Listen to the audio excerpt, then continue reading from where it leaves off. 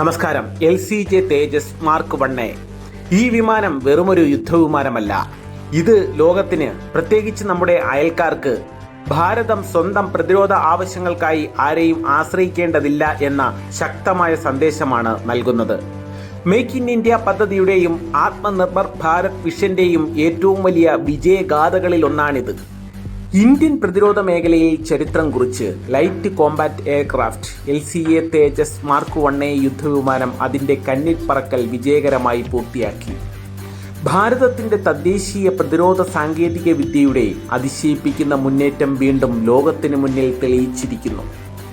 ഏകദേശം 15 മിനിറ്റോളം നീണ്ട പറക്കലിൽ വിമാനത്തിന്റെ എല്ലാ സംവിധാനങ്ങളും തൃപ്തികരമാണെന്ന് പരീക്ഷണ പറക്കൽ സംഘം അറിയിച്ചു.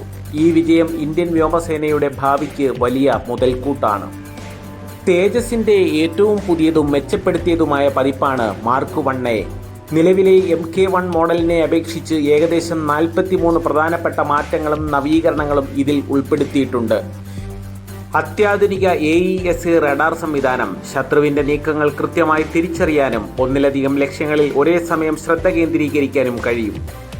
ശത്രുവിന്റെ റഡാറുകളെ കബളിപ്പിക്കാനും തകർക്കാനും അത്യധികം കാര്യക്ഷമമായ ഇലക്ട്രോണിക് വാർഫെയർ സ്യൂട്ടും ഇതിലുണ്ട്. വിമാനത്തിന്റെ പരിപാലനവും നവീകരണവും മുൻ മോഡലിനേക്കാൾ എളുപ്പമാക്കുന്ന നിരവധി മാറ്റങ്ങൾ ഇതിൽ ഉൾപ്പെടുത്തിയിട്ടുണ്ട്. ഇത് സേനയുടെ പ്രവർത്തന സന്നദ്ധത വർദ്ധിപ്പിക്കും. ഈ വിമാനങ്ങൾ വ്യോമസേനയുടെ ഭാഗമാകുന്നതോടെ ഇന്ത്യൻ വ്യോമസേനയുടെ ശക്തി പ്രതിരോധശേഷിയുടെ നെറുകയിലേക്ക് എത്തുമെന്നതിൽ സംശയമില്ല. ഇന്ത്യൻ വ്യോമസേനയ്ക്കായി 83 തേജസ് മാർക്ക് 1 വിമാനങ്ങൾ വാങ്ങാനുള്ള കരാറിന് 48,000 കോടി രൂപയാണ് ചെലവ് വരുന്നത്. ഈ ഭീമമായ തുകയുടെ സിംഹഭാഗവും ഇന്ത്യയിലെ പ്രതിരോധ വ്യവസായ രംഗത്തേക്കാണ് എത്തുന്നതെന്ന പ്രത്യേകത കൂടിയുണ്ട്.